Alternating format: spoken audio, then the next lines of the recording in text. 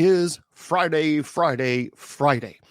And I hope that you're having a good time. I was talking to my folks on, my friends there on TikTok. So let me give you guys a little bit of an update on what's going on with the green screen situation. Because I have had, I was able to, I do have an updated iPad thanks to some folks there. And I got to tell you something.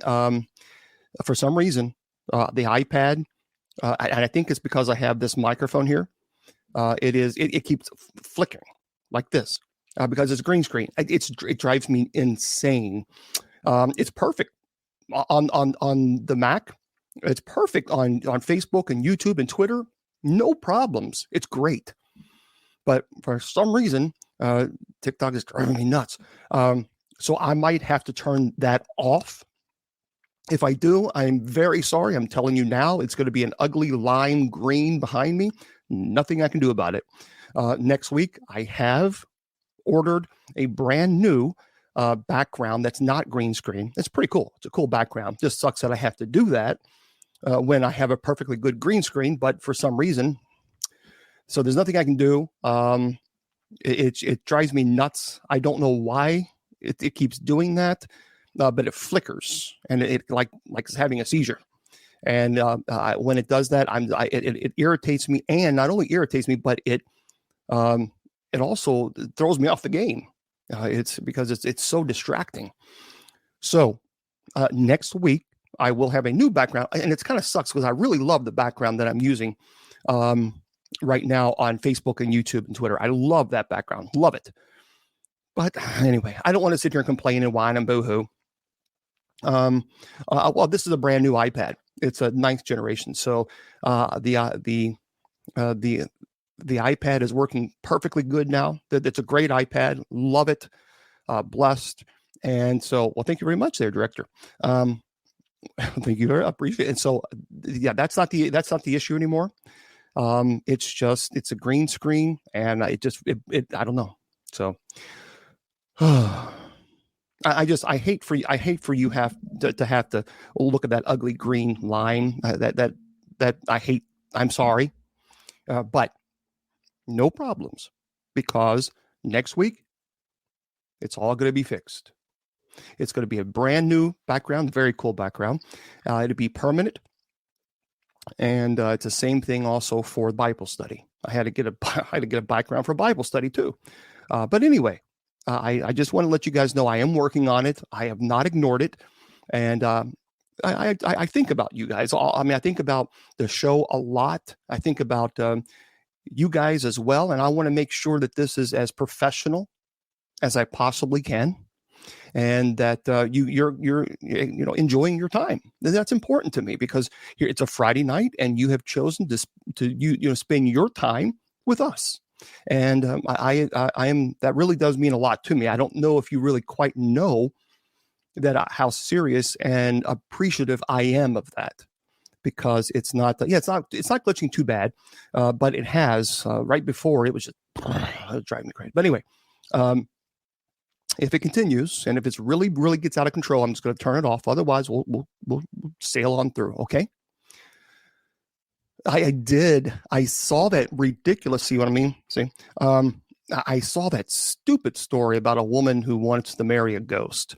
As a matter of fact, I believe that was one of the, matter of fact, it was, I talked about that a couple of weeks ago on the show. And, it's just weird. Well, it's a cemetery background. I thought, well, there we go.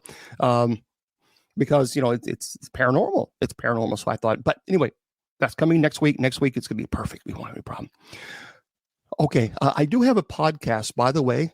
You can go to Spreaker,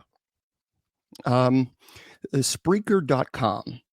And if you just click, if you search for Bishop James Long, my profile will come up. And so I do have a podcast. So this is actually running live right now on Spreaker. And you can, but it's audio, obviously. So if you want to, if you prefer to listen rather than watch it, you can do that. So you can go to Spreaker.com and type in Bishop James Long, and there you go. Well, thank you very much, Becky. I appreciate that. Thank you. And thank you for all of you guys for being here. I appreciate all of you very, very much. Well, thank you, ZBG. And you can, well, we're going to talk about, I promise you, I will answer your questions regarding the demonology and possession. And many of these questions, respectfully, I've answered so many times, obviously, but that's okay. That's what we're here for. I know many of you might be just tuning in. This might be the first time you've tuned in. So for those of you who are on Facebook and YouTube and Twitter, and I think we're running a Twitch, I don't know. And thank you for being here. And for those of you who are on TikTok, thank you as well. I sincerely appreciate all of you. Happy Friday to you. I hope all of you guys are having a wonderful Friday. See what I mean? Every time it does, that's what I'm talking about. It just flickers. Now, I want to say, first of all, for those of you who are brand new here, my name is Bishop James Long. I am a bishop with the United States Old Catholic Church. I'm going to tell you that, yes, I studied for the Roman Catholic priesthood for 6 years. I studied with the Benedictines as well as the Jesuits. I graduated from Loyola University in Chicago. And Chicago was a different world than Kentucky, I'll tell you that.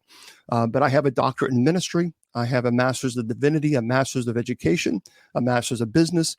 I have a bachelor's of communication and journalism and associate of philosophy. That's a lot of studying. I've devoted my life to the study of demonology, and I have been very, very active within the paranormal community.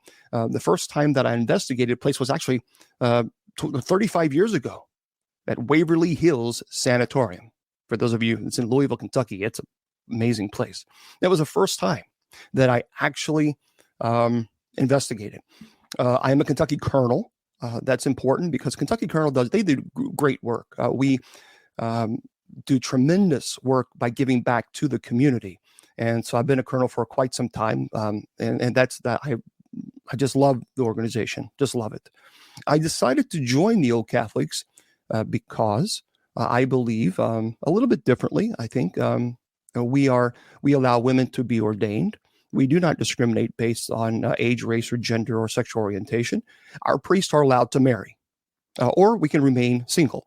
I have taken a vow of celibacy. It's not a requirement, but I have devoted my entire life to the church and to this ministry. And so, it's something that I have chosen to do. And I am very much at peace with that. Now, people don't quite understand, well, what is celibacy and all that, but I have taken that vow. And as a Benedictine, I have my life is about prayer work, and work is very focused on serving people. Now, I've been in the paranormal community, actually publicly, for 20 years. And I didn't want to go public with my ministry. I actually wanted to stay private. I had a lot of friends who were in the paranormal community, and they kept saying, James, we don't have any Catholic clergy helping the paranormal community. And we really didn't. We had nothing. I know because I was there. I was actually in the paranormal community at that time. And there was no Catholic clergy helping. And so I decided to go public with my ministry. And that's when it just went crazy. That's when the Ghost Adventures and the History Channel, National Geographic, all these channels were calling me to appear here and do this and do, because it was new. It hadn't been done before. And so that's how it all started. And I was on Ghost Adventures for 3 episodes on the Bobby Mackey's episodes. And I'll be happy to answer questions about that and my experience. I am friends with Zach. And I do like Zach. He's a friend of mine, and so we'll talk about that if you want. So yeah, we do have in the Benedictine community. As a Benedictine, I'm a Benedictine, so we do have women who choose to become Benedictines, and also men. We do not live obviously in a monastery because we live. We're not cloistered. No, where we live, we are working clergy. Well, we don't get paid. So there's no salary, there's no retirement, there's no housing allowance. We literally support our own ministry out of our own pocket. So I've been helping the homeless now for quite some time. I was a homeless shelter coordinator in Louisville, Kentucky. And so I go to homeless camps in Indiana, Kentucky, and Tennessee. I pass out food and clothes. I've also been helping single moms who have left an abusive relationship. I've been doing that for 15 years. So basically, it's young single moms who are trying to leave an abusive relationship.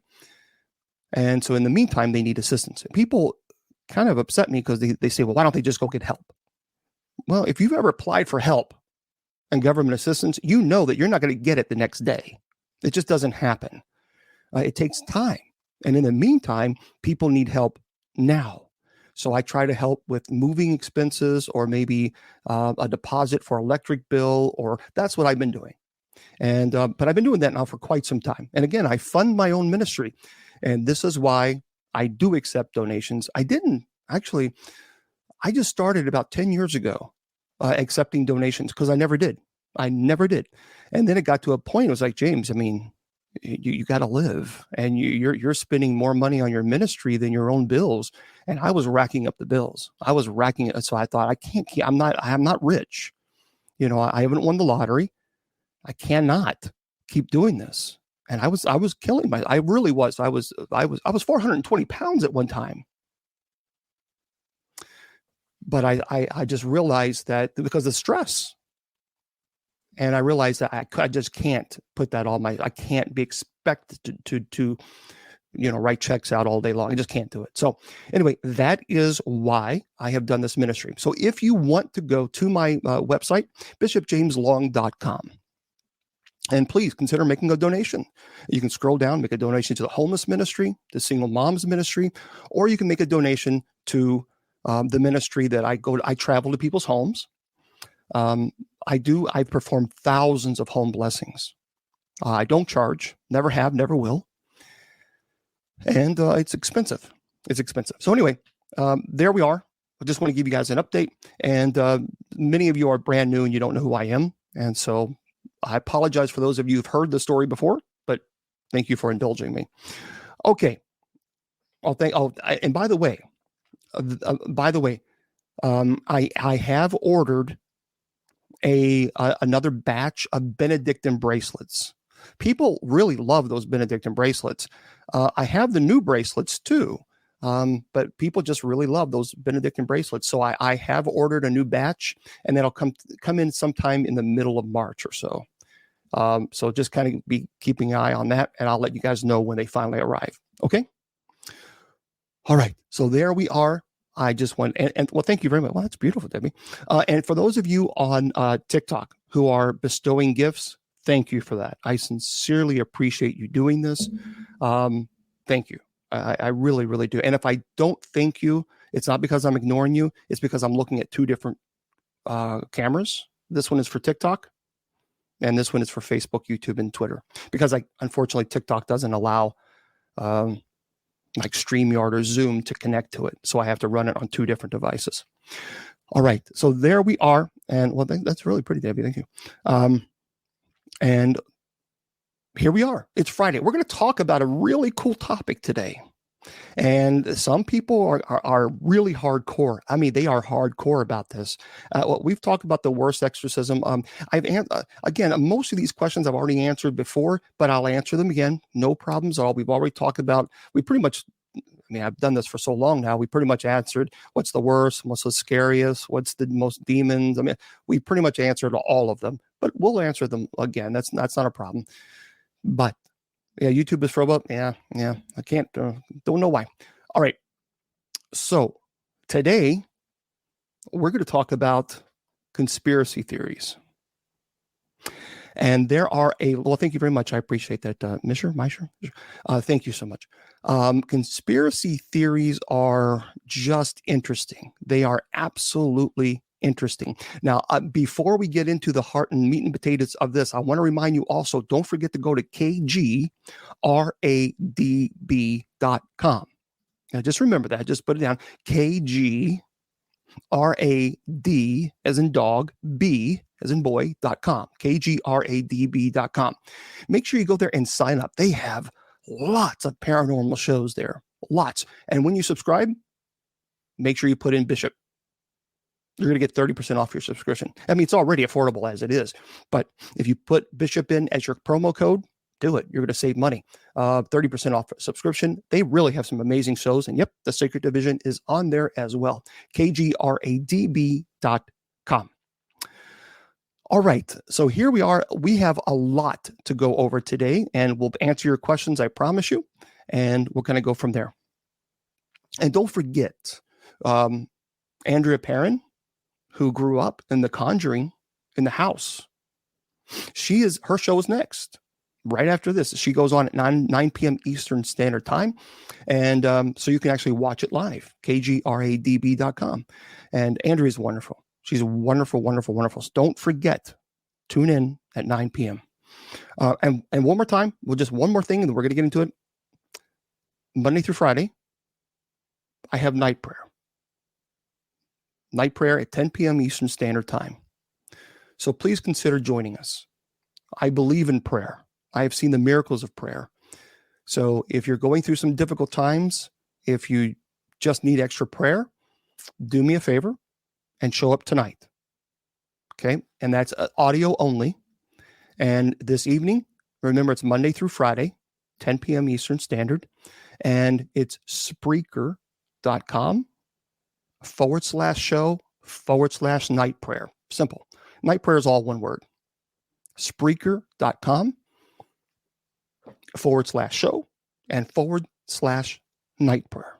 That's it. Simple as that. All right. So now we've gotten the business part taken care of, and now we're going to the fun conspiracy theories. Brookie is asking, Brookie P81 on TikTok, do you believe the conspiracies of Hollywood selling their souls?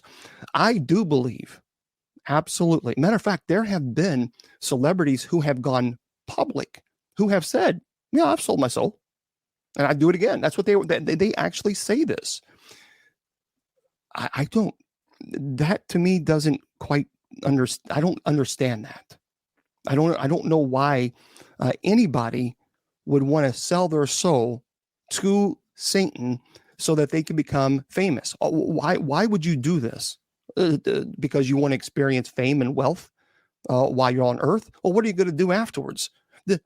This little tour that we're doing here in this world, it's not going to last forever. It's very quick in the aspects of time.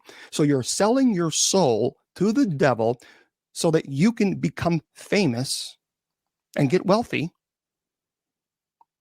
For what? For what? I don't understand that. It doesn't make sense. When people say, well, how can you do that? Well, you're rejecting God. People say, well, can they do this? Well, remember, heaven is not forced upon you. God does not force you to believe in him. Absolutely, positively not. So you can most certainly choose to sell your soul to the devil by rejecting God completely. That is heresy. That's blasphemy to the extreme level. You have isolated completely yourself from God, and you have said, yep, to the devil, you're the one. That's what people are doing. They are deciding to worship the devil so that you can become famous, you can become wealthy. And then what happens is they spend their whole entire life celebrating the devil. And then when it's time for them to breathe their last breath, then they start wondering, did I make a mistake? Well, yeah, you did. But look at how many people you probably pushed away from God because of what you've done.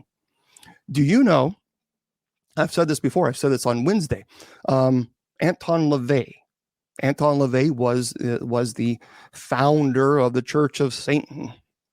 Well, you guys, I don't know if you know this, but his last words on his deathbed was, what have I done?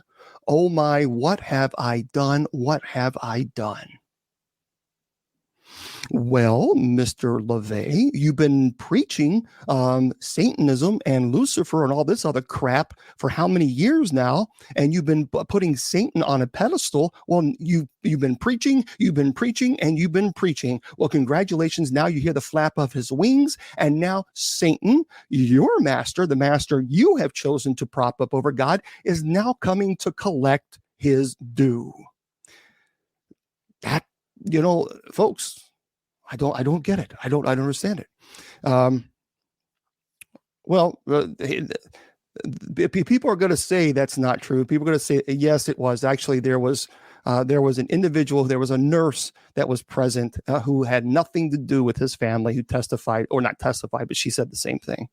So anyway, I don't know what are you going to do, but it's stupid. It doesn't make any sense. Is watching scary movies bad?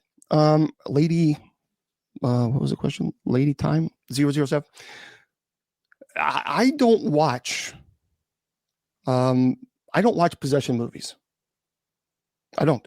And many people are maybe shocked about that because most of the possession movies are stupid. And they're just completely ignorant on extreme levels. So most of the time, I do not watch possession movies. Now, I have seen a couple. Obviously, I've seen The Rite with Anthony Hopkins because I've spoken to Father Gary Thomas, who the movie is made after, which is a phenomenal movie.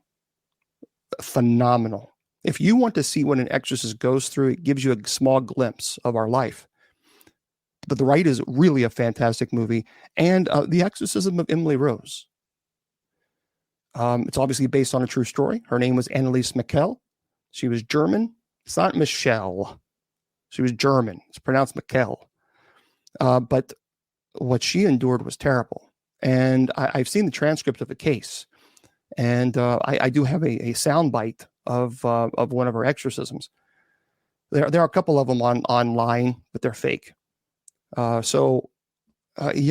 believe there was certainly possession. Now, according to the movie, it was very, I wouldn't say, there was some Hollywood junk that they added, but for the most part, there was some legitimacy there.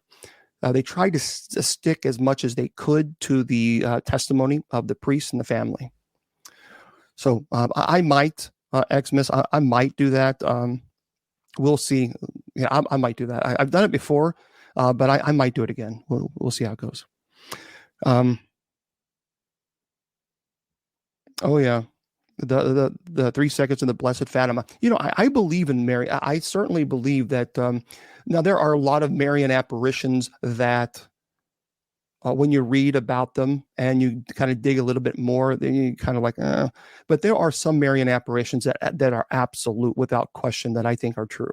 And Marian apparitions are when people see Mary and then there's a message given to these individuals.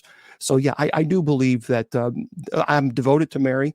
Matter of fact, we're the old Catholic Benedictines of Immaculate Mary. But I do believe that there's legitimacy in some of the apparitions, but I think there are some other that are like, I don't know about that one. But anyway, that's so I don't really. Someone was asking me about scary movies. I don't watch a whole lot of scary movies because, number one, I find that most of them are recycled junk, and it seems like they can't come up with a good, solid plan. I like movies like The Others. That was amazing. The Others was just, it was fascinating. Nicole Kidman, she stars in that. And the twist and turn in that movie, man, it was just, to me, I loved it. I really, really loved it. That's one of my favorite, all-time favorite movies. But I as far as, the movies that are just for blood and gore, I want to, I like a movie that makes me think. You know what I mean? That's just my opinion. Yeah, it was good. Okay, Blueberry Wild. When I was young, I saw a blue orb in the hallway, and it flew right at me in my head. All right, let me just say, yes, I've talked about aliens, and I do believe in alien life. Stigmata was stupid. Because Stigmata was absolutely ignorant, because Stigmata is not a curse.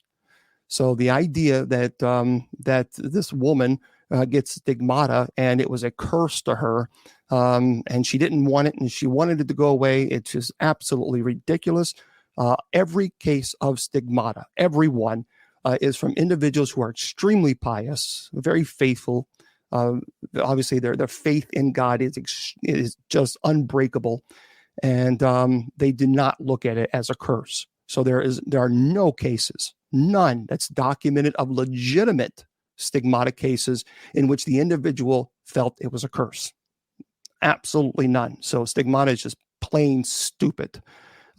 Theologically, on it's just really a bad movie. So anyway, there you go. But someone was asking me about orb. Keep in mind, most people in the paranormal community, I go to paranormal conferences and I present speeches about demonology and possession and the dangers of doing things such as provoking and inviting. And I talk about my cases, some. I will tell you that most people within the paranormal do not acknowledge orbs as valid at all. And the reason being is because most of the time when you see an orb on screen, it can be easily debunked as a bug flying or light particles. And so the majority of time, orbs are not seen as legitimate at all. At all.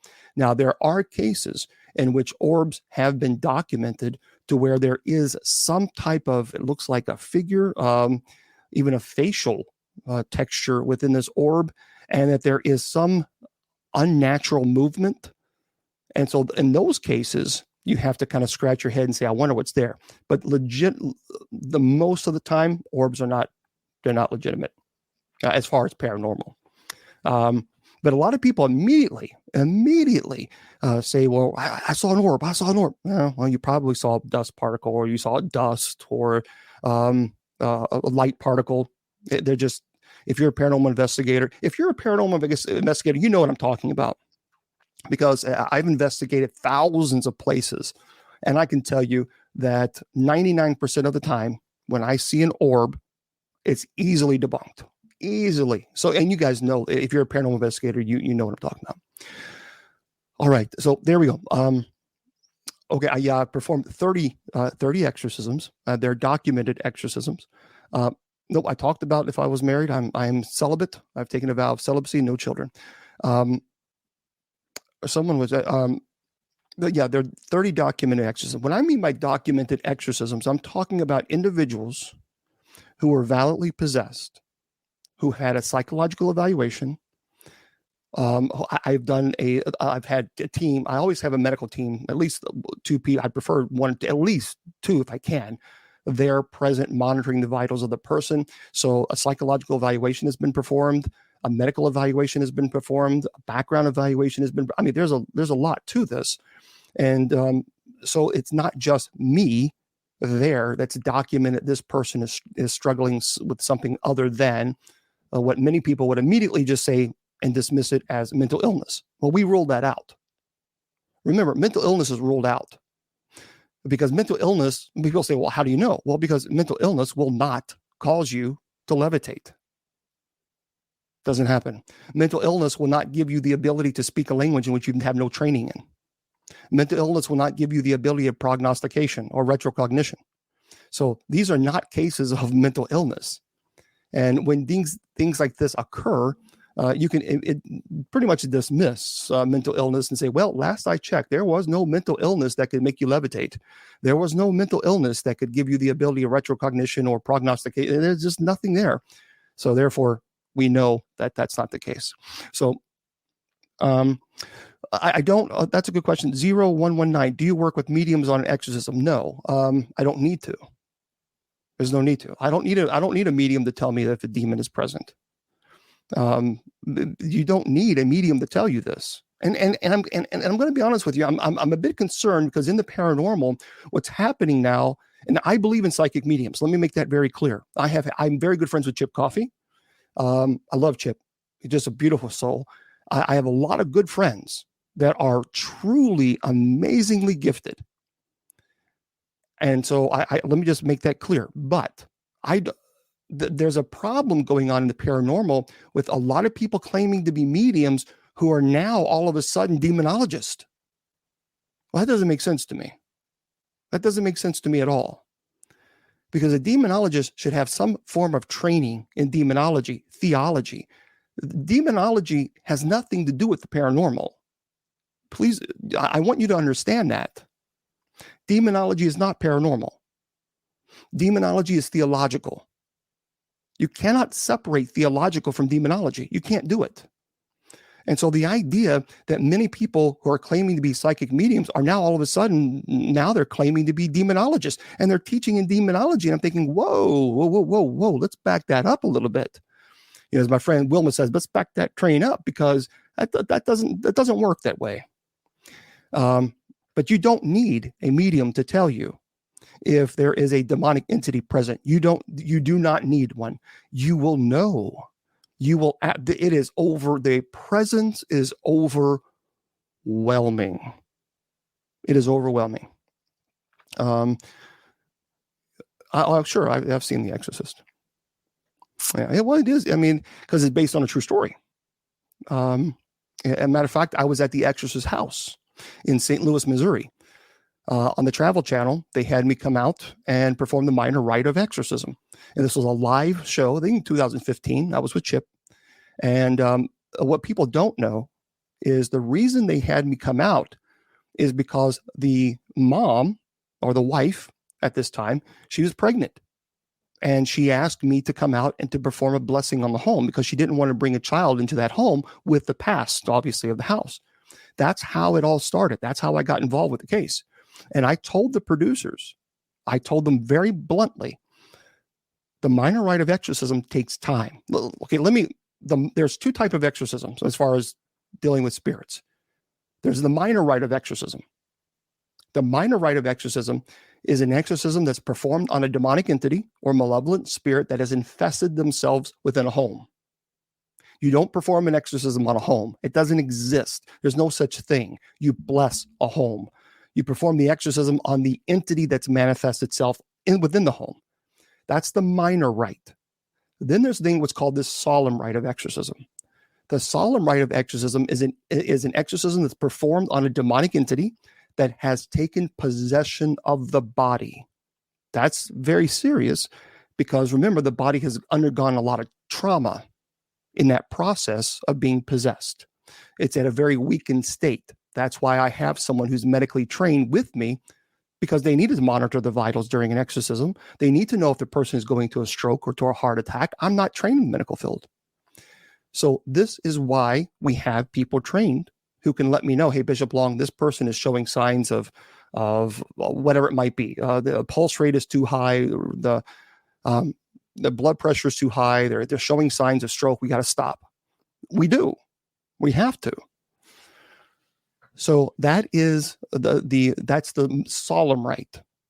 Okay, so they asked me to perform the minor rite of exorcism, and I told the producers, I said, listen, this is not a 10-minute thing. I mean, the blessing takes more than 10 minutes. It takes good, at least maybe a couple hours. I mean, it's going to take some time. I can't just do it in a couple minutes. And so I told them I will do it on one condition: that when the show is over, you just get out of my way and let me do it.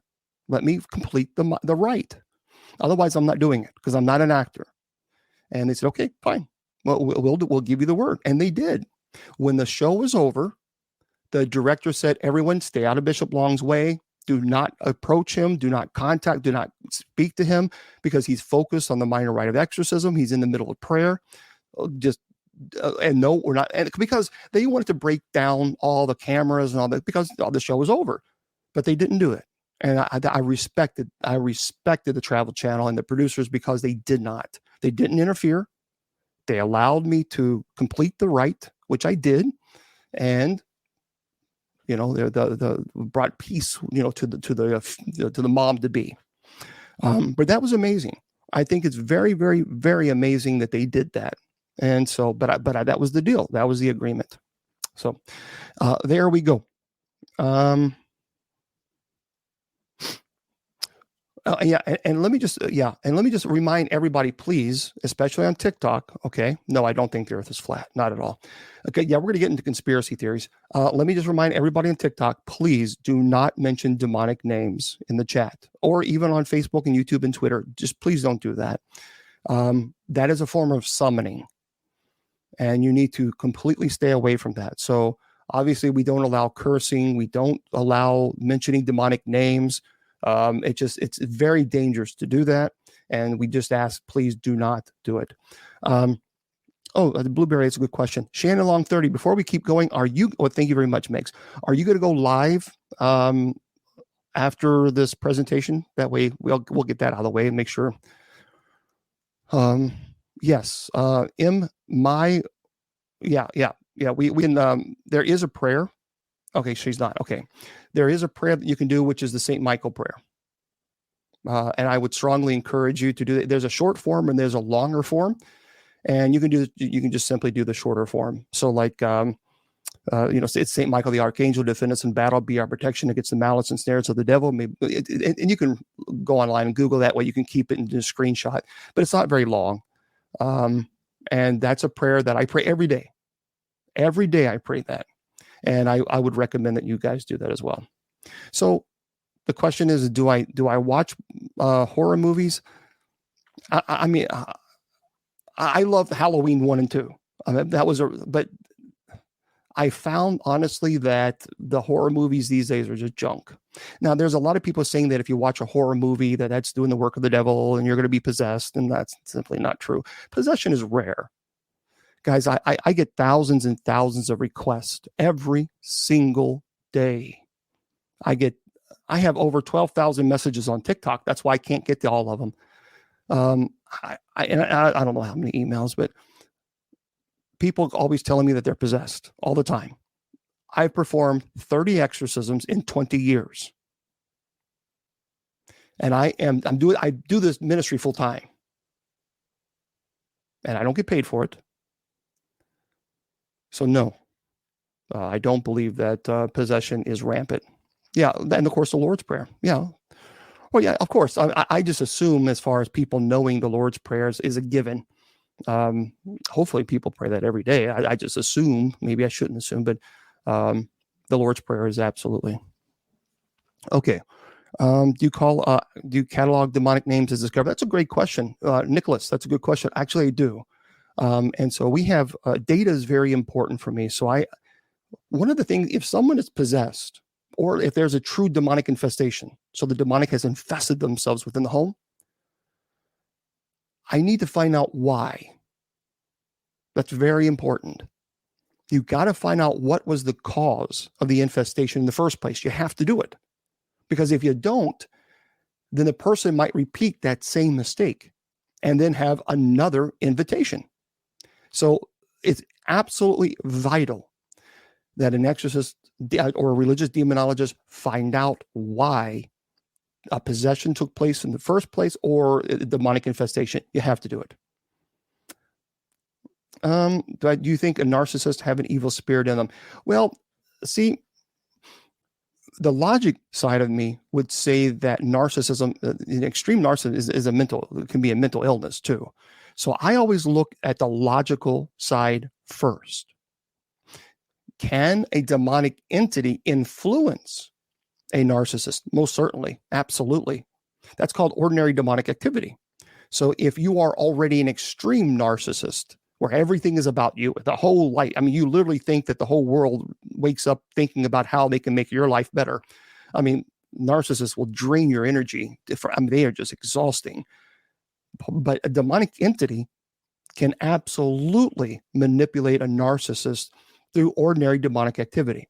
And it will amplify that narcissism to extremely dangerous levels. The same way if you have a weakness for, let's say, drinking, or if you have a weakness for lust or whatever it might be, it can amplify that and then tempt you to do something that you normally would never ordinarily do. So, demons are certainly narcissists. That is true.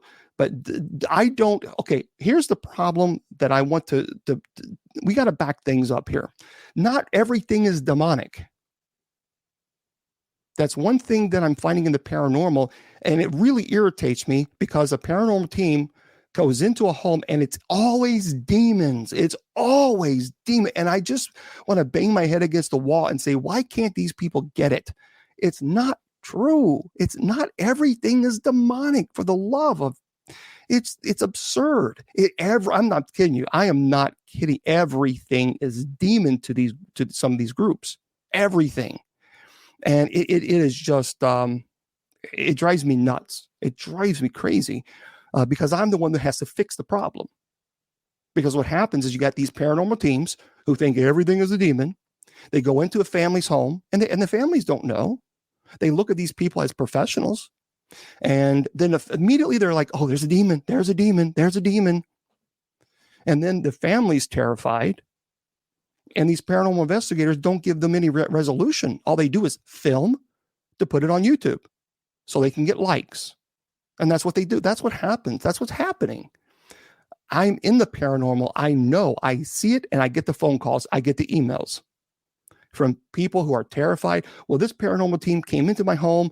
They told me that this demon wants to kill my children and that I have 4 or 5 demons because this psychic medium all of a sudden told. I'm like, oh, please, it was just recently that I just debunked. There was in Kentucky, there was a paranormal team, of course, that went out, that was not from Kentucky, that went to this family and, oh, it's a demon, the psychic medium. Oh, the demon's going to kill your children. And then that banging that you're hearing.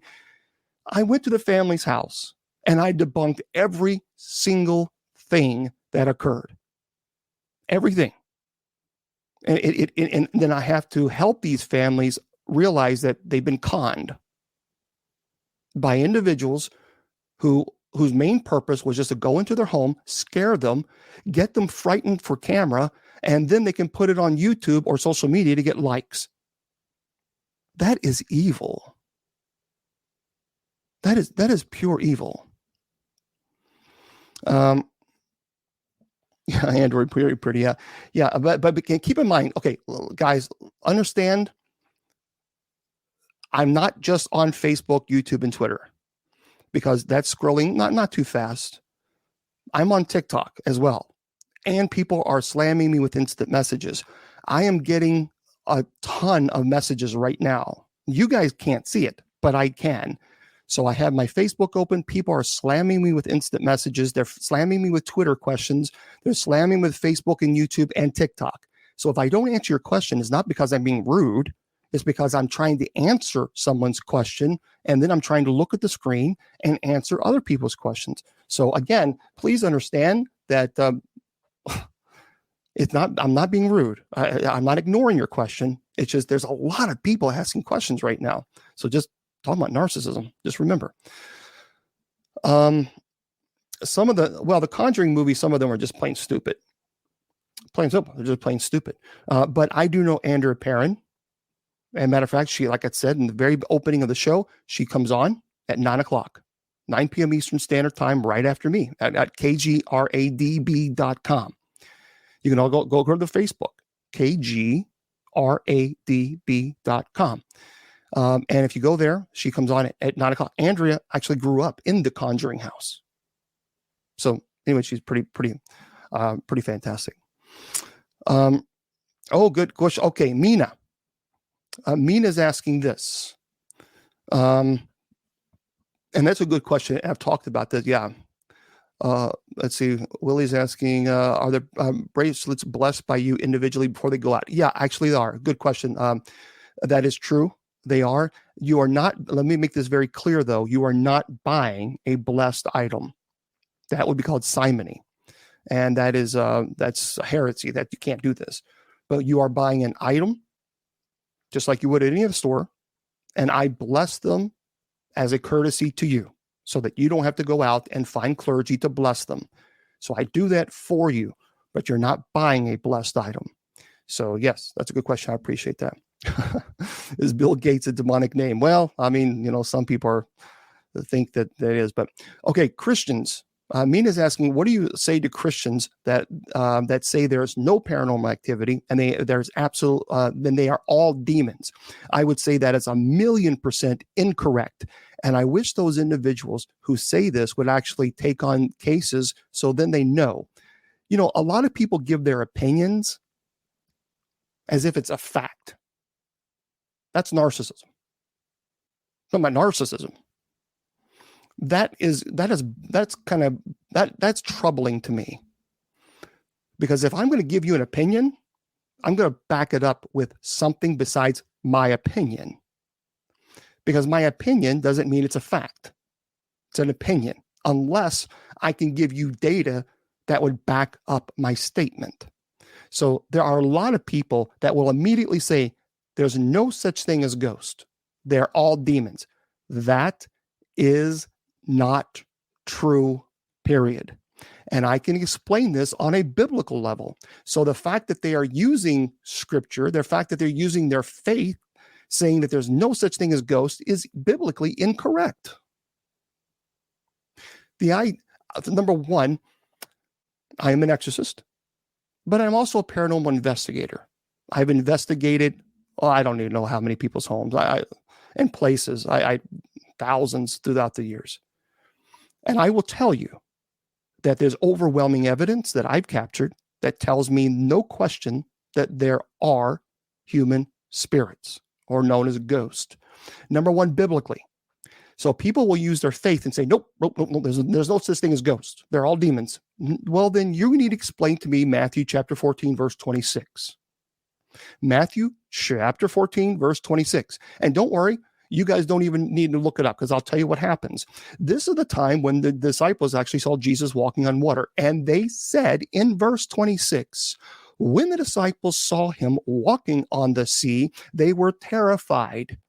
It's a ghost, they said, and cried out in fear. What does that tell you? It tells you logically then that the disciples had a concept of a ghost. They knew what ghosts were. They knew culturally and historically speaking, they had the idea, obviously, and knowledge that ghosts exist. If they did not know that ghosts exist, they would never even refer to Jesus as ghost, first of all. There's also Luke 24, verse 36 through 51. And that again is when Jesus was crucified, and then he showed up on the third day. And he said to them, why are you so frightened? Why do you doubt? Look at my hands and see. Because it says here they were frightened and terrified because they thought they were seeing a ghost. That's what scripture says. Again, that tells us that they have a knowledge of a concept of what a ghost was. So therefore, Jesus says, no, why look at my hands and feet and see who I am. Touch me and find out for yourselves. Ghosts don't have flesh. If ghosts don't exist, Jesus would have told his disciples, oh, guys, don't be stupid. You know ghosts don't exist. That's what he would have said. But that's not what is written. Jesus acknowledges that ghosts exist by stating, guys, you know that I'm not a ghost. Why? Because ghosts don't have flesh. So just logically only, biblically speaking, it tells you clearly that ghosts do exist. Well, Truth Searcher, I don't believe he is Catholic. Well, you know what? I don't really care what you believe. You can believe whatever you want to believe, but I also don't believe you're Christian. You need to start reading scripture. I think Jesus made it very clear that it's not your place to judge.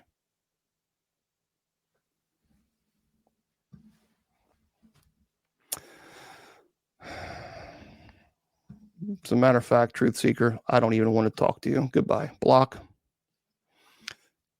I'm not going to put up with people who are going to troll and going to be jerks and attacking my faith. You know what? If you're going to sit there and attack my faith, then you can just go jump in the river or go someplace. I really don't care. I really do not care, because I'm not here to prove to you that ghosts or demons exist. I'm not getting paid for this. This is something that I'm doing on my own time on a Friday night to teach about what I've experienced. And if you're going to come in and say, well, I don't think he's a bishop, I don't think he's Catholic. Well, I really don't give a rat's behind what you think when it comes to whether I'm Catholic or not. You keep your opinion to yourself. I don't judge you, so don't judge me. See, this is the problem that we've gotten in this society, where people think that they have the right to judge somebody else. You don't have a right to judge me. I don't get off the cross and let Jesus have a try. At least that's what I think.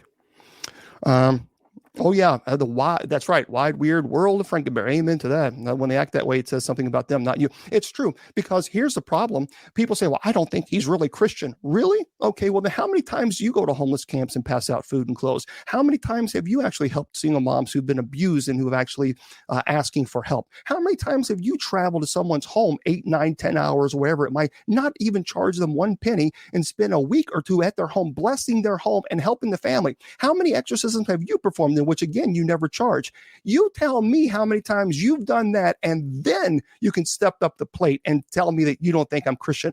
Until then, you can kiss my arrivederci. Okay, so here we go. So I'm not going to say, no. People say, "Oh, come on, Bishop, just say it." No.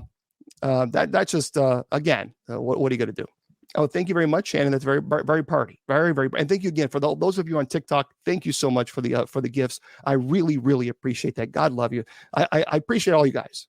I truly do. Yeah, it's one of those things. All right. Oh wow. Oh yeah, homeless for 2 years. You see, this is what I'm talking. People always, and then we're getting to conspiracy theories. People. Look, let me just say this one thing very quickly about homeless ministry, because I've been doing it now for a long, long time. People are always sometimes say, "Well, why don't they just go get government assistance? Why don't they just go to a shelter?" Okay, I'll tell you why they don't. Many people don't go to homeless shelters. I was a shelter coordinator. I was a manager for a shelter coordinator. So I'll tell you why they don't.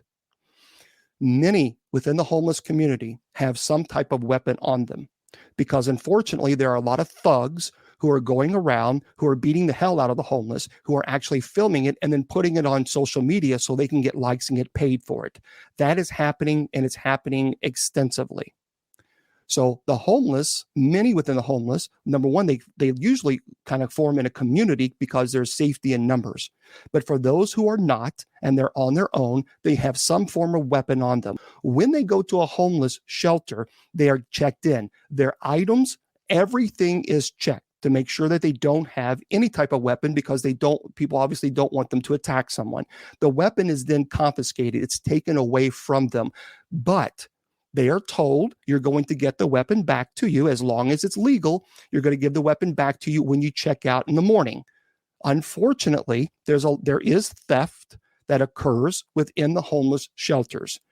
Many times they don't get their weapons back. So there's a lot of homeless that will not go to homeless shelters because they don't want their weapon confiscated. And yes, there are many homeless that have struggles with alcohol and even medication or drugs, and they don't want to go through withdrawals, so they can't go that long without having the alcohol or drugs or illegal substance, whatever it might be, in their system. Those things are confiscated. This is why people do not go to homeless shelters, and I understand. That was one of the biggest problems with people checking in and getting angry because their obviously items were not given back to them. So you got to understand that these weapons are their security system, because many are attacked, and some are even attacked by other homeless. So there are reasons. It's the streets. It's not Walt Disney World.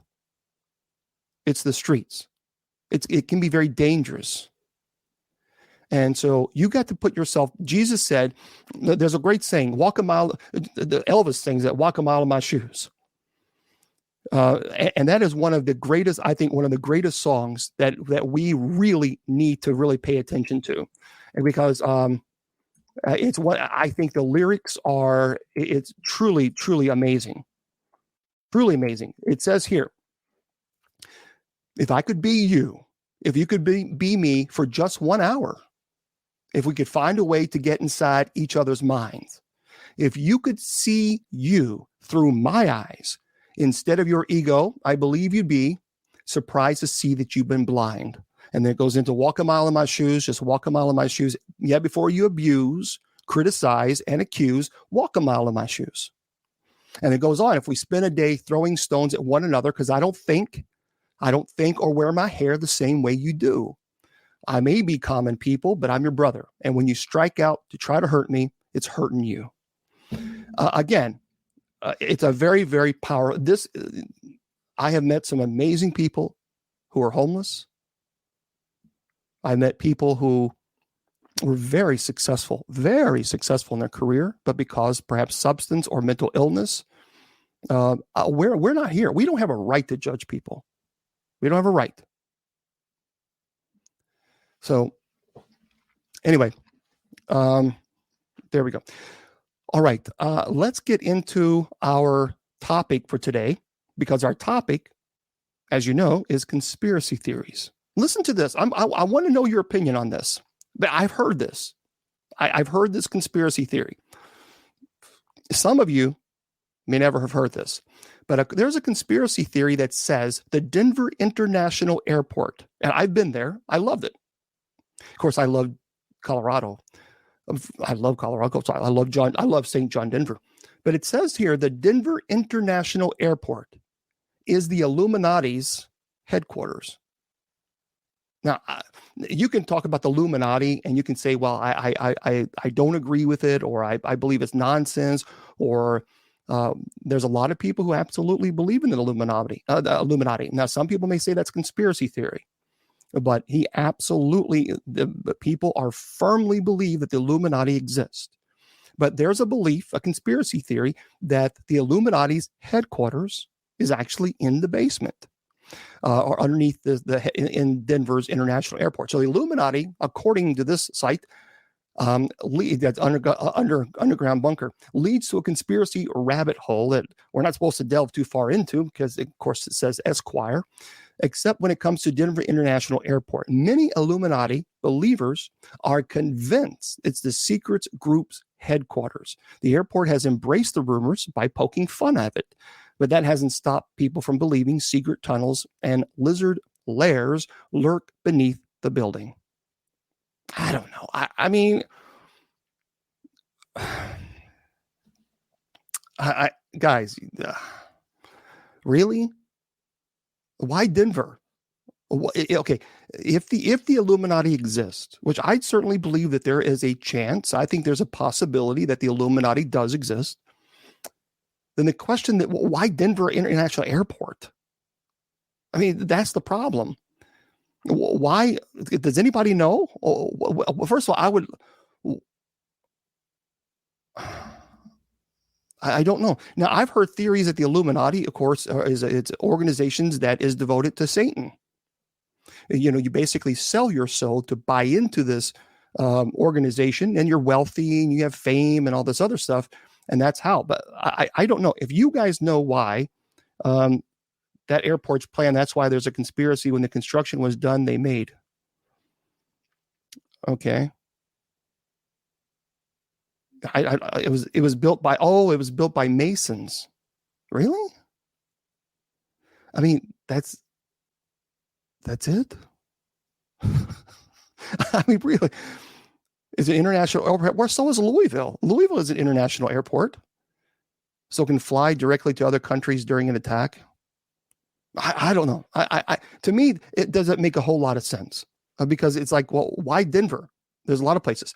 Now, there's another, and again, the Mason symbols. Okay, I got it. Thank you. Now, let me ask you this question. There is a conspiracy theory, and we're just going to go to the list and talk about them. The Earth is hollow.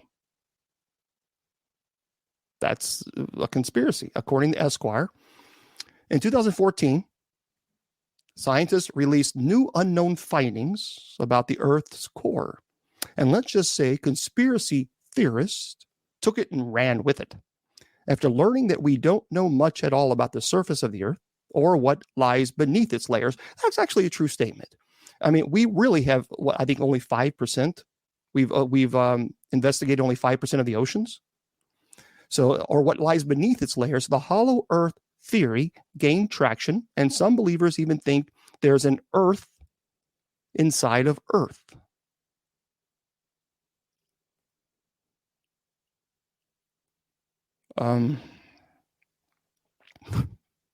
Okay.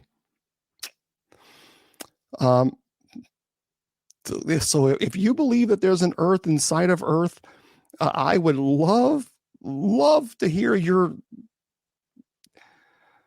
Middle Earth. Oh, is that what it is? Middle Earth. Okay. Okay. So that is where that movie comes from then, isn't it? Where the ring thing. Is that what it is? Yeah. I don't know. I don't know. I forgot the name of it. Lord of the Rings. Lord of the Rings. So I guess that's the whole theory of the Lord of the Rings. Yeah, because of Middle Earth. Man, that's insane. I'm very sorry about that, Lanta. Well, okay, maybe there is something in Middle Earth. It would be awfully hot because in the core of the Earth, it's very, very hot. So I'm not really understanding how that could happen. Okay, now you guys know this. You know this one. There is a conspiracy theory. Didn't Brandon Fraser make a movie? I don't know if he did on that one. But there's a theory, conspiracy theory, that the Earth is flat. Now, folks, you're going to have to help me. Will it be American Pope? It's possible. I mean, of course, there is a South American with our Pope Francis. So, but America, as far as the United States, we don't know. I'm not really for sure. We just simply don't know. But the world is flat. Okay, guys, if you believe that the world is flat, then please help me understand that theory, because I'm really I'm telling you, I'm telling you, I have met people that are as serious about this theory as I am when it comes to talking about God and theology and demonology and possession. They are as serious as I am. And I'm telling you, they are very, very serious. And when you try to talk to them about the idea of that the Earth is not flat, that is like, some get very aggressive, very, very aggressive. I'm just not really understanding how can someone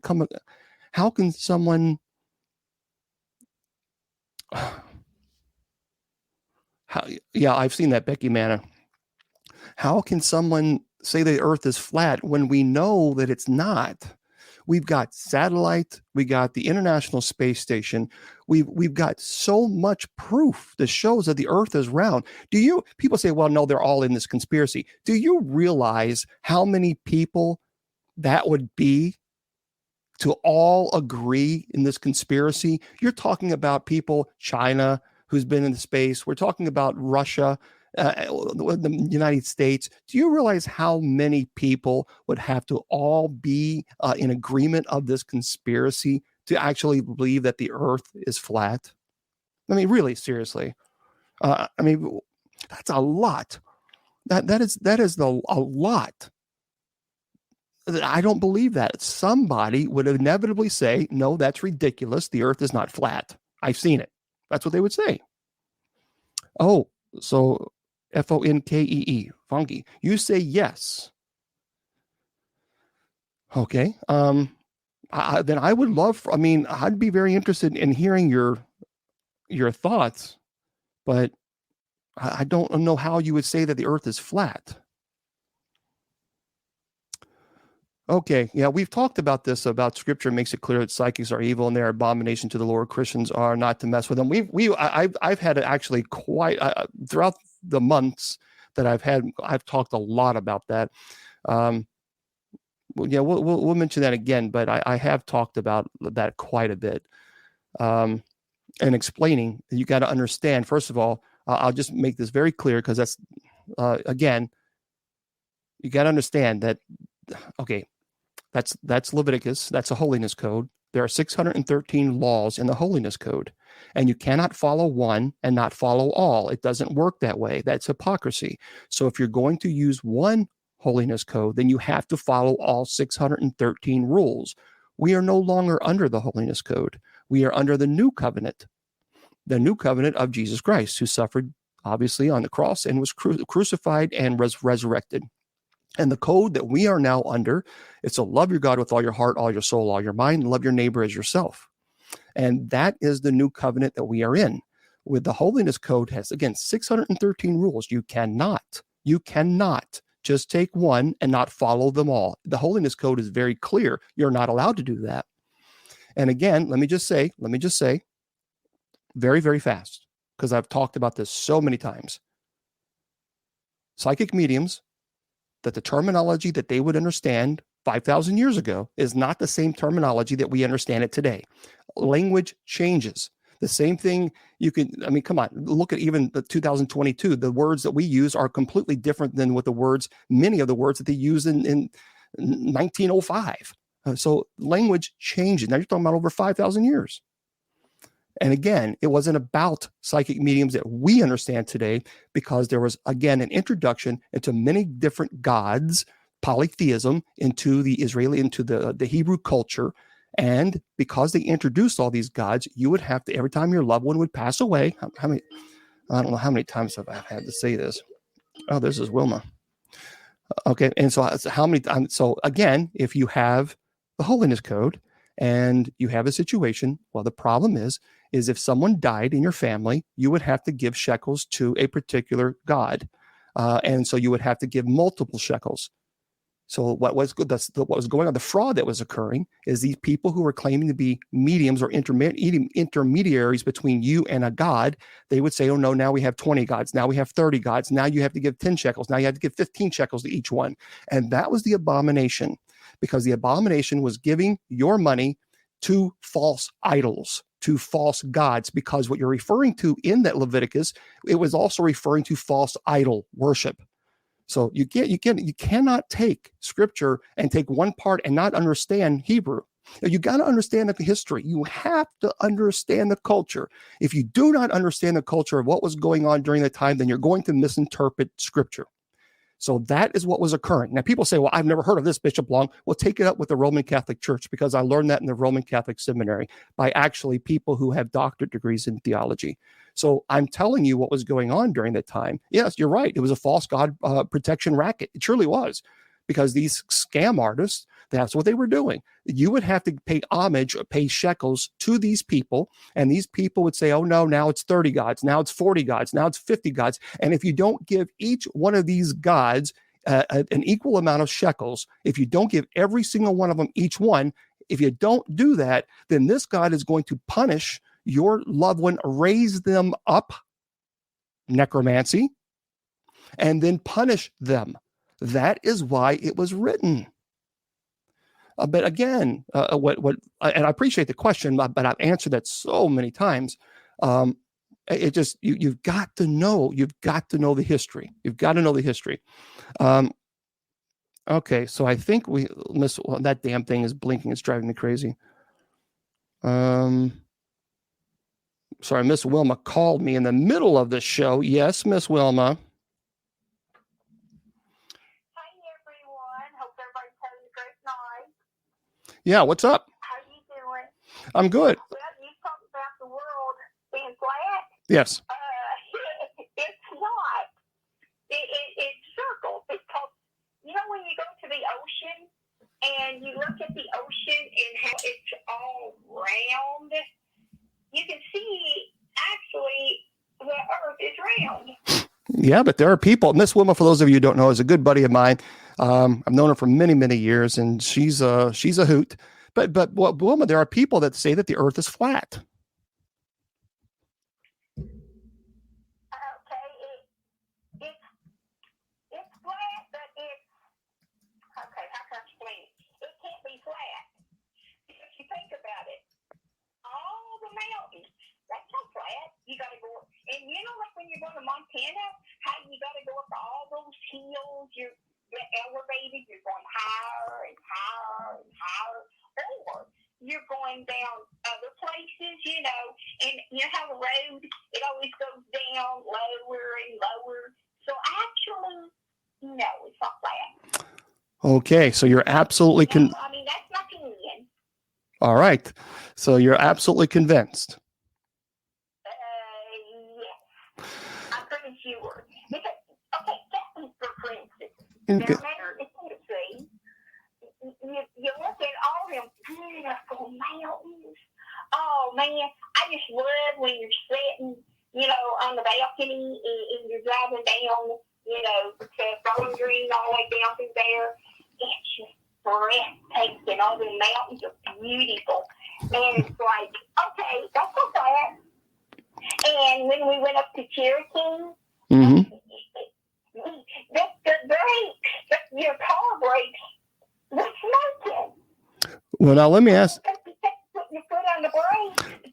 But the rules, no, there's not that. Well, listen to this. There's another conspiracy theory. I want you to listen to this one since you called in. Prince Charles, according to this conspiracy theory, is a vampire. Well, they say Prince Charles, the Prince of Wales, is related to Vlad the Impaler, the inspiration of Bram Stoker's Dracula, and many royals in Charles' bloodline were known to have the disease porphyria, which is an iron deficiency that caused people to be sensitive to sunlight. So there's a conspiracy theory that Prince Charles is actually a vampire. No.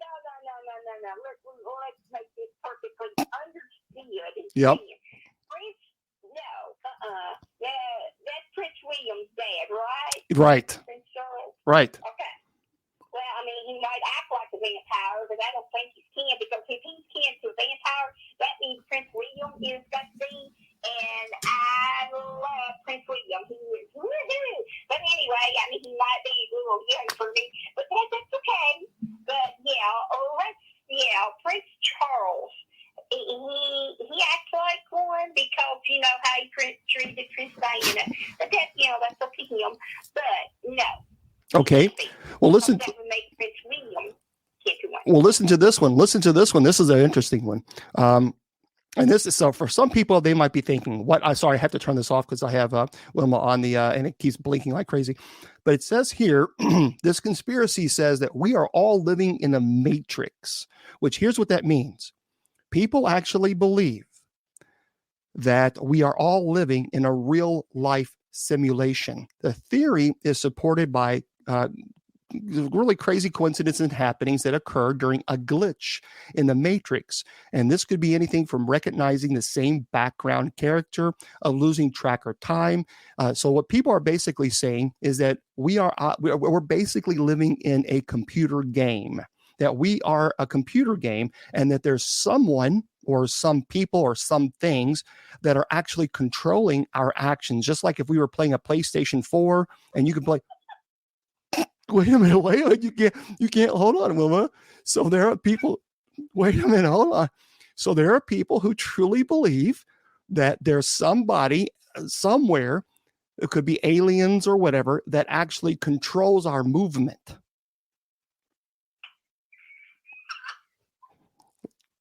What? Yes, that we're. What?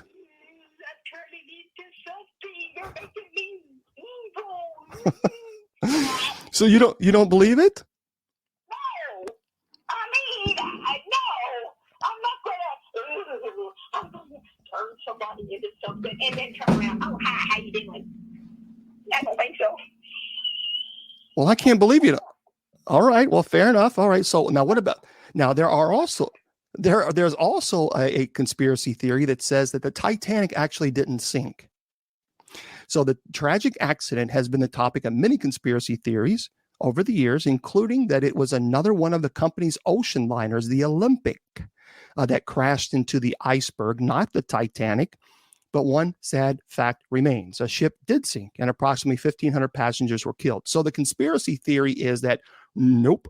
It was not the Titanic, that it was another ship. It was a cheaper ship. And they only said it was the Titanic so that they could get money off the insurance. Is that true? No, that's not true. No, sorry, Kate. Sometimes I hate when I can't get my words out here. No, the Titanic did sink. Yes, I believe it. Number one. Okay. Okay. They went. Go ahead. I agree with you. They went to investigate. Remember, they took that little robot machine down there. Yes. And when they opened up that, what was it, the Well, that was the movie. Yeah, that was that. Okay, that was the movie. But they went down there, and isn't it amazing when that elderly woman went back and she had the necklace in her hand? Wow, amazing, isn't it? Well, that was that. That's true. Well, no, that's a movie, Princess. That's a movie. Yeah, I know that. But yeah, Titanic is up. Okay, now what about this? Now this is the only scare, because I know you don't like scary things. So I'll just say this. There's a conspiracy theory. This is the only scary thing that we're going to talk about, is that the belief in zombies can be traced back to ancient Greece when they buried their dead with stones on top of them so they couldn't return from the grave. Now, even today, some people prepare for the zombie apocalypse.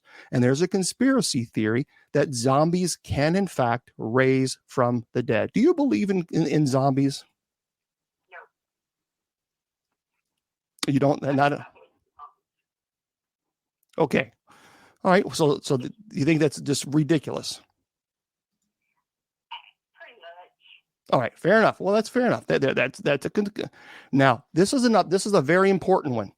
And some of you and Wilma, when it comes to technology, Wilma is a little behind on the times. There's a belief. There's a conspiracy theory that says 5G, the new 5G, and that's out there, causes cancer and can even some other diseases. So this conspiracy says the internet swarmed with misinformation that wireless servers was responsible for diseases like cancer and even COVID. The spread of the theory even led to the destruction of some 5G towers, as people believe the powerful connection would kill them. So they actually believe that a connection, a wireless connection, would cause cancer. There are some people that really, truly believe that. Now, let's see. Sabin Doyle says 5G towers are attracting birds. Paykel's 5G towers give out 50,000 times the legal limit of radiation. I don't know. See, that's the thing. I don't know a whole lot about technology as far as the 5G, 4G, what we had, what we didn't. I just don't know a whole lot about that. I don't know how much. I don't even know if it gives out radiation. I don't know. So I'm gonna have to figure out. I'm gonna have to learn this. Yeah, Earth Radio said they already have 8G now. My goodness. So that's a conspiracy theory. So I don't know. Is it? It's one of those things you just kind of, I don't know. Now, we have plenty more. We have Planet X. Some of you might have heard of this. Is home to a world called Nibiru. Nibiru. Some of you might have heard this. When news of an undiscovered planet in the solar system was revealed in our solar system, many were fascinated and excited. Some thought that Planet X housed a theoretical world called Nibiru, that it would lead to an apocalypse on April 23rd, 2018. Well, it looks like we made it.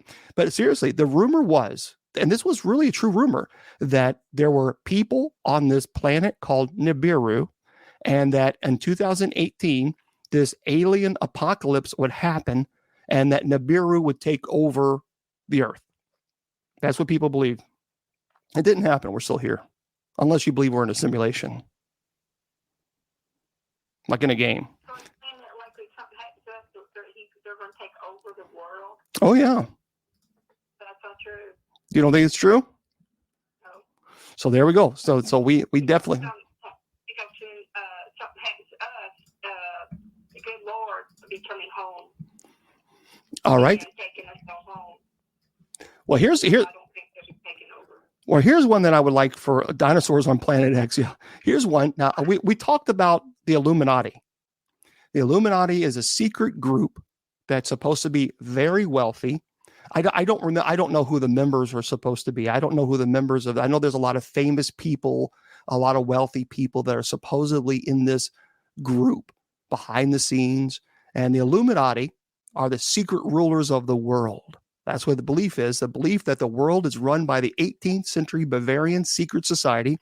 It was actually, what you might not know, it was originally spread as a prank by a group of political parodists in the letter page of Playboy in 1960s.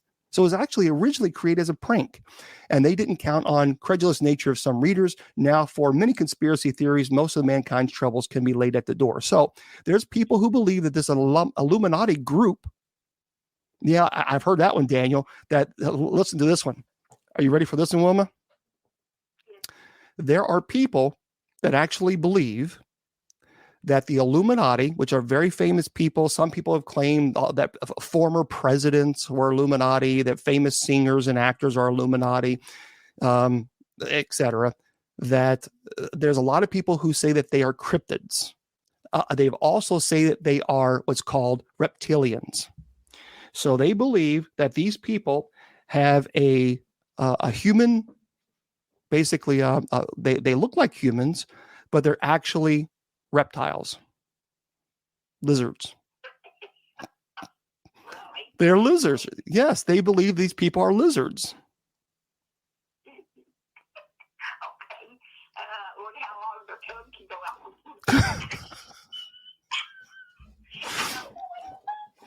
Yes, they truly believe they're lizards.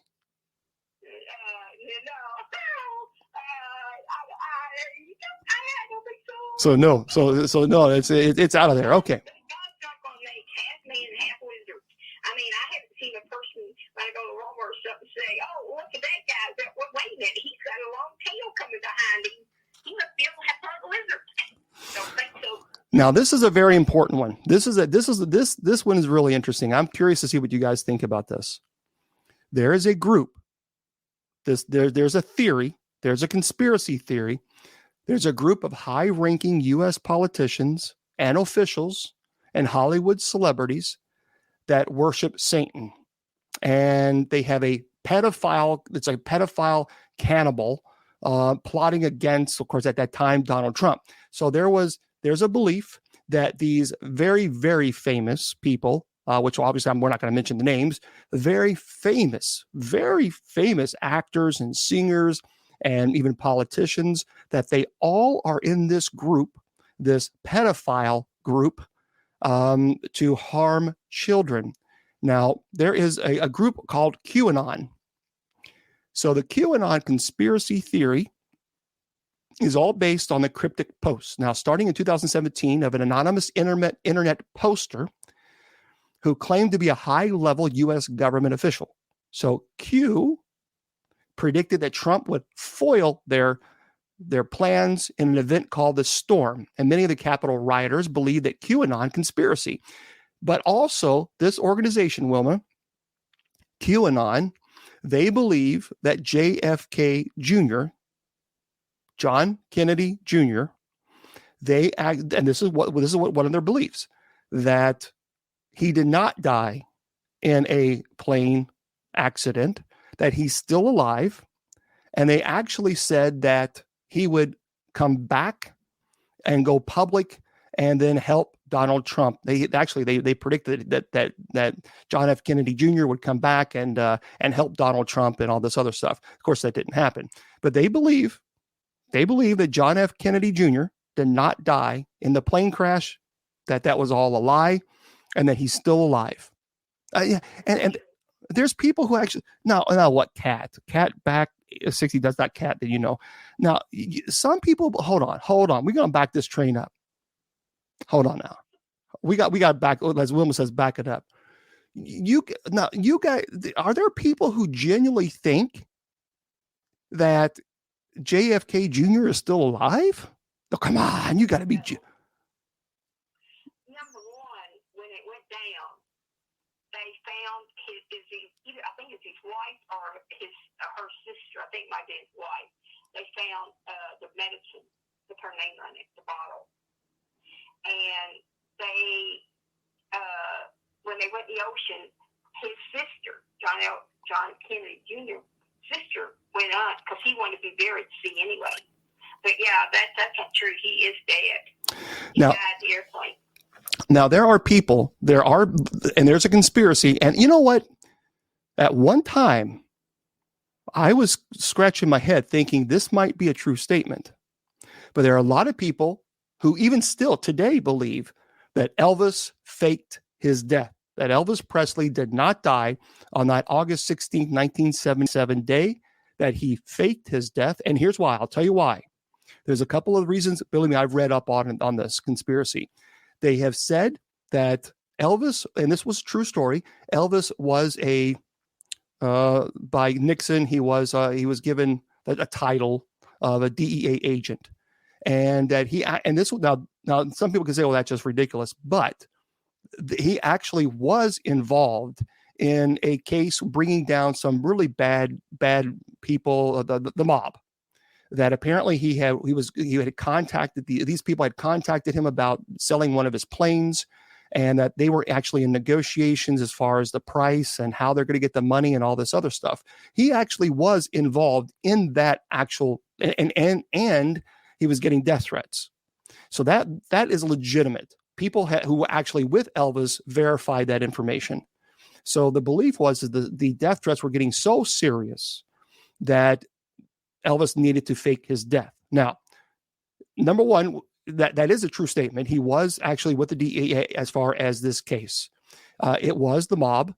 It was some pretty bad people that he was getting involved in, and he was actually to be tested. He was supposed to testify on this particular case where the government had against him. That actually isn't a conspiracy theory. That's actual fact. That's factual. Now, the conspiracy goes in. People will say that the Elvis, and this is a true statement, Elvis did have a small air conditioning unit inside his coffin. Also, when Elvis passed away and they were reviewing people were viewing his body, many people claimed that they saw Elvis Presley sweat, the body sweat. Well, dead bodies don't sweat. And when they began to see the sweat, actually Graceland closed it down, and they didn't say why, they just closed it down and they reopened it. Now, these things have actually been verified as accurate. So I don't believe that the body in the coffin was Elvis. That I don't believe, because the threats that they were getting were pretty serious, and they didn't want obviously someone coming in there that was sending one of these threats to do something to the body. So I believe I can see that reality. I can see that. The theory, of course, is that he faked his death because of it. But here's this.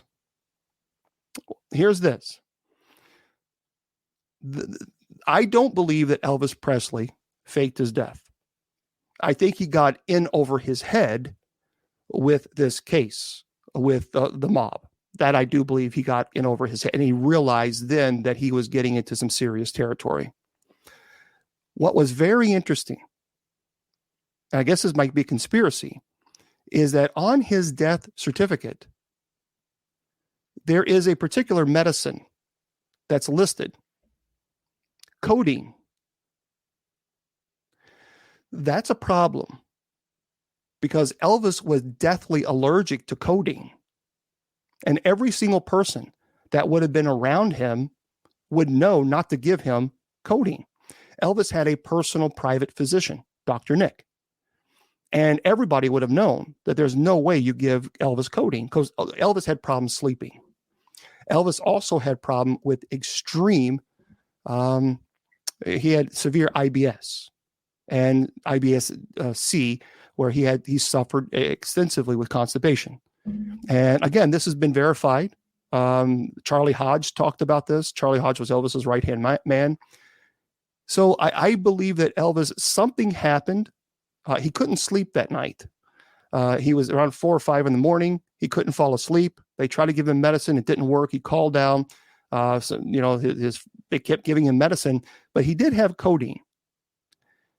Now that is a problem. That is that they have not explained that yet. And that I think maybe it's a conspiracy. I don't know. But I do know that he had codeine in his system. So is it possible that perhaps maybe the mob got in with somebody? I don't know. That one of his people that surrounded him and it was a hit? I don't know. But I know that no one would have given Elvis codeine.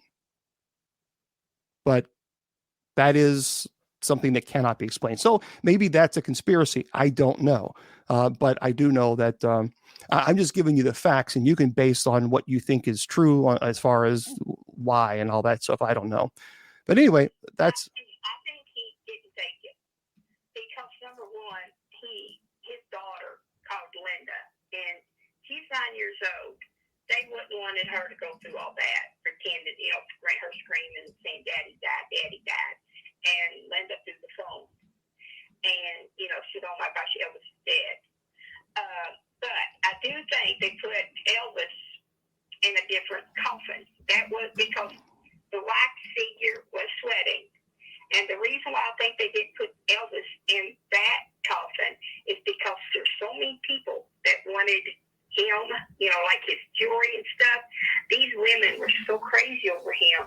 They was probably thinking, hey, how are we going to go, through the cemetery? How are we going to bury this man? With all these women jumping on the casket and screaming, and they scared they were going to maybe, try to do something, But I think Elvis was not in that casket, but he is buried at Graceland. Now that I know. Okay. The fake one was not, because you can't sweat. It had to be a wax figure. Well, listen to this one now. This I do believe. Now, some of you are going to be thinking, "What? No. Hear me out on this one." The one of the most famous conspiracy theories I definitely, absolutely believe, and that is the JFK assassination. You're not going to convince me that Lee Harvey Oswald was the only shooter in the assassination of JFK. I don't believe it. I do not, absolutely 100% do not believe that.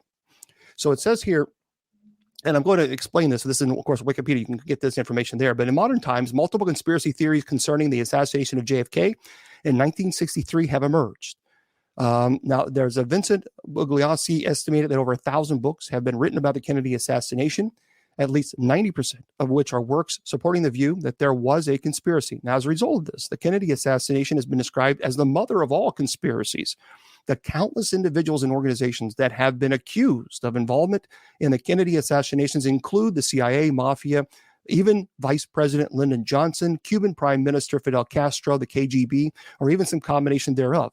It's also frequently asserted that the United States federal government intentionally covered up crucial information in the aftermath of the assassination to prevent the conspiracy from being discovered. There were people who were actually there during this assassination that they said they saw a smoke coming from the grassy knoll, the area that was kind of in front of Kennedy.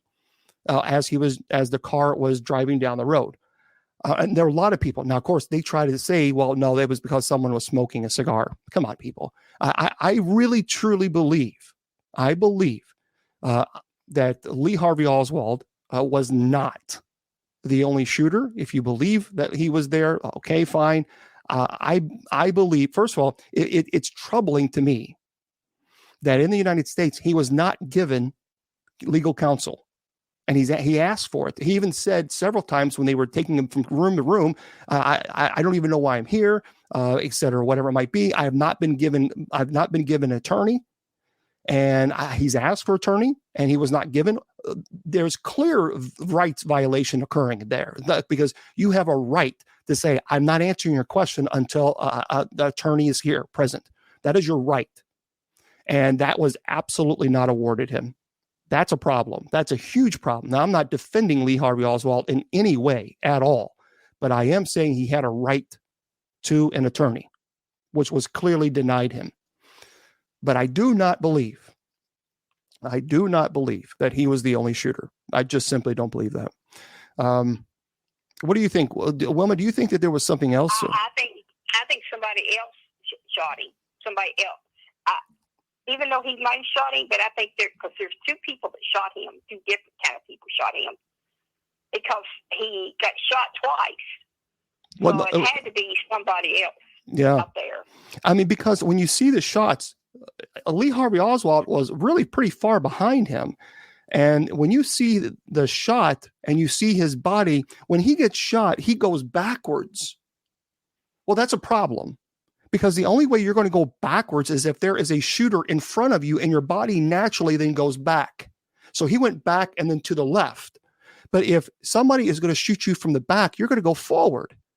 So because the car was driving forward anyway, it clearly to me, when I saw, because I've looked at this tape over and over, when you see the body and you see how his body responded to the shot, it goes back to the left, which tells me that it had to be the bullet had to come from the front right. So I believe there's something very strange about that one. Very. I think it's two people involved. I really do. Yeah, there's something going on.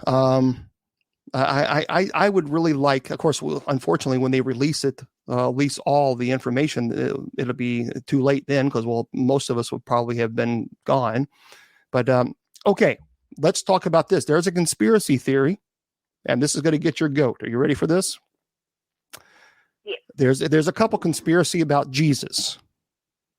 Now get ready for this because Wilma's going to be on down.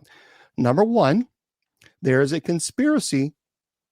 Yeah, that's right. That's right. They said, plus they said he was shot with a Carcano rifle. That's a good point. Listen to this. There is a conspiracy that Jesus was actually an alien. Oh no. No, hold on. That he was actually an alien. And then also there's another conspiracy theory that says that significant parts of the New Testament are false and have been omitted. Various groups, both real, such as the Vatican, and fake, such as the Priory of Sion, are said to suppress relevant information concerning, for example, the dating of the Shroud of Turin, which people debate that. But much of the conspiracy says this. It says a conspiracy theory has been simulated and debunked called The Holy Blood and Holy Grail. That's the book, 1982. It claimed that Jesus and Mary Magdalene were actually lovers and that their children and descendants were secretly hidden in Europe following the death of Jesus, from whom then living French Pierre Plantard claimed descent. Interest in this hoax saw a resurgent. So in other words, it came back all up following a publication of Dan Brown's 2003 novel, The Da Vinci Code, which is what was made by a movie. So now this theory says that Jesus was married to Mary Magdalene and that they had children, and that actually Jesus did not die on the cross. That he was crucified, but he didn't die, and they took him down. They got him better, and that he lived a very long age, and he and Mary Magdalene had a lot of children. Now, Wilma, what do you say to that? Where do I begin? Okay. Number one, Jesus was not married. He died on that cross. The way they beat him viciously, they put thorns on his head. He died on that cross. He rose.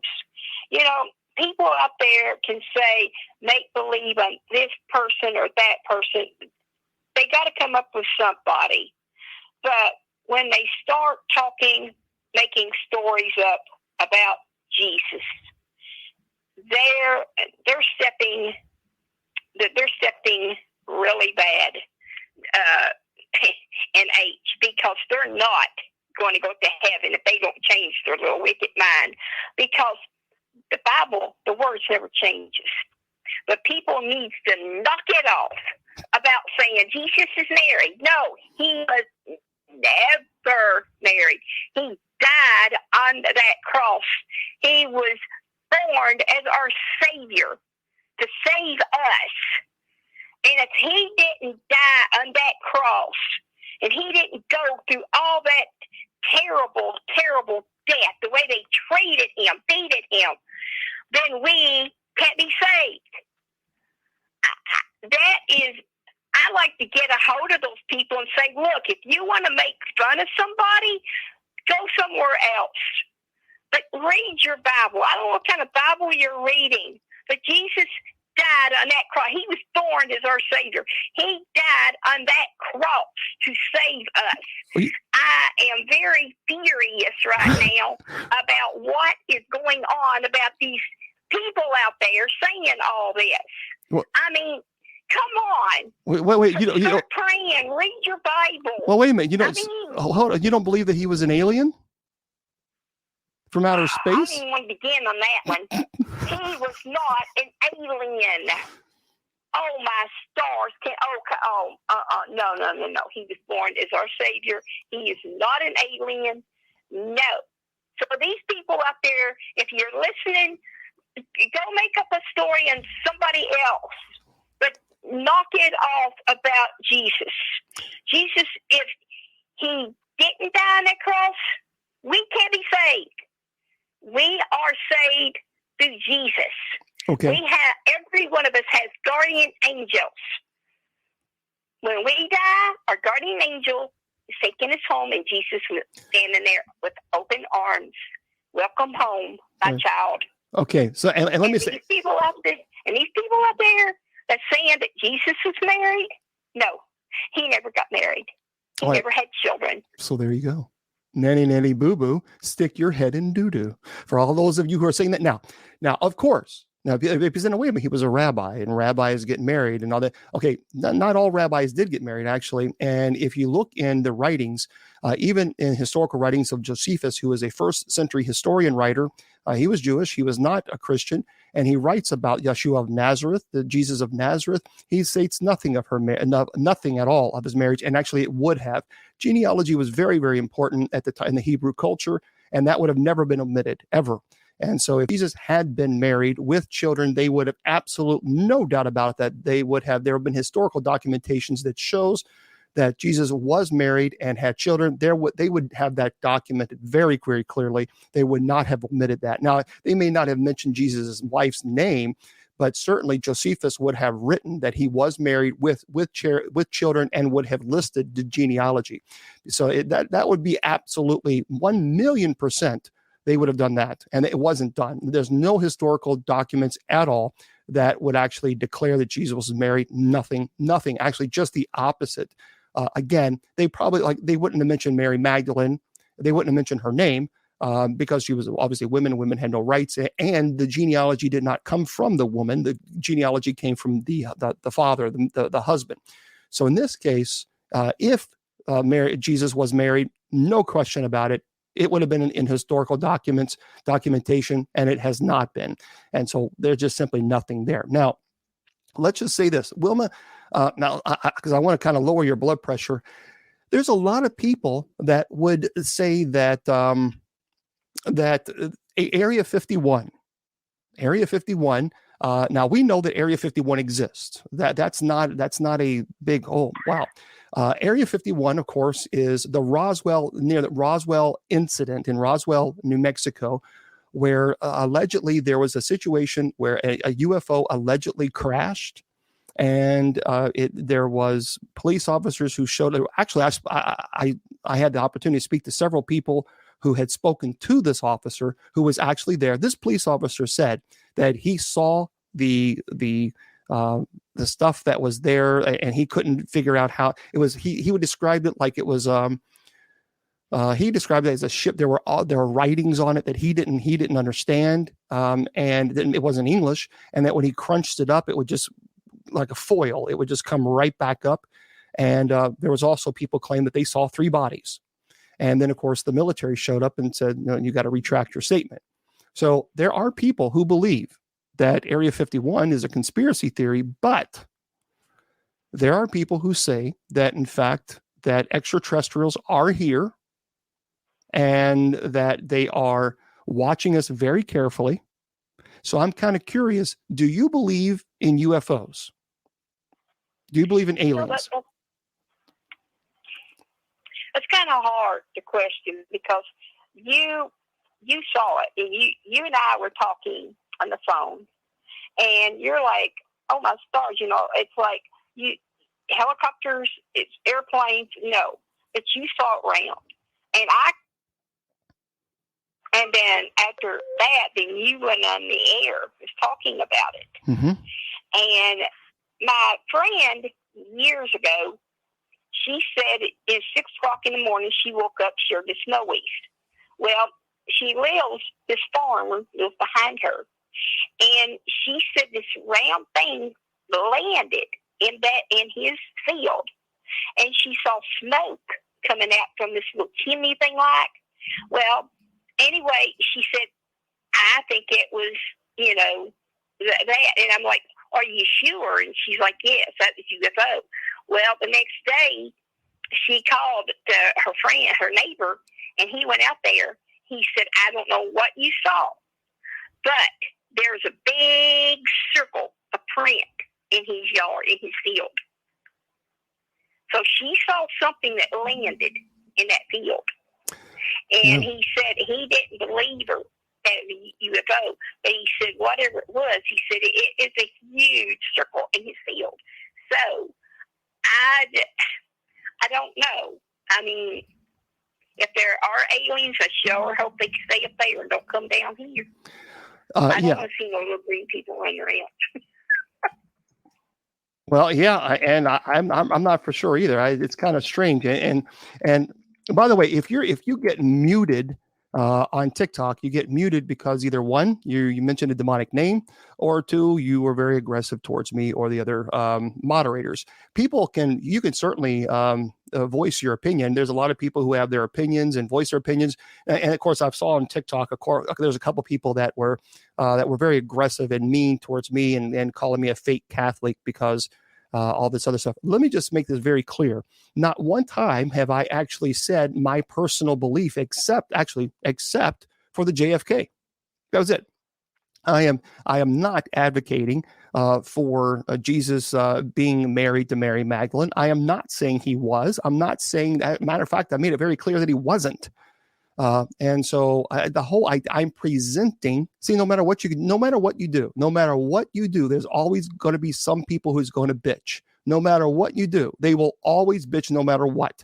I am convinced that you can give people $1 million and they will complain, whine, moan, and groan because you didn't give them 2 million, and they will do it. That's just their nature. That's just they're so filled with hate and condemnation that you can give them 1 million and they will bitch because you didn't give them 2 million.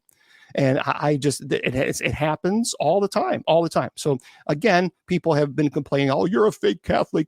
Why? Because I'm presenting conspiracy theories, and not one time except for the JFK did I say that I actually believe there was multiple gunshots. See, this is what I'm talking about. All I said, I didn't believe everything that Wilma said. Well, again, you don't. No one has to. You don't have to believe, in our thoughts or whatever. And that's perfectly fine. We all have. There are some people that truly believe in the conspiracy theories. Some people do.